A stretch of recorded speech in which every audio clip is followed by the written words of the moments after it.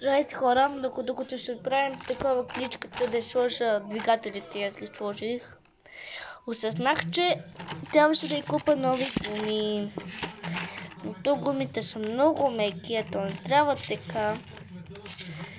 И лошото, че сега тези гуми трябва да дам 40 лева само заради ето тези гуми.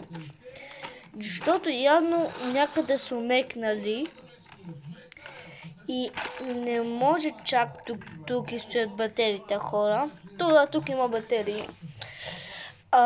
И лошото, че малко тук са прецакали нещата вътре при кабелите.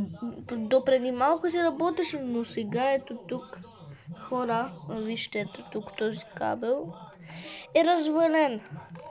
Ето този кабел е много гадно, че той е развален.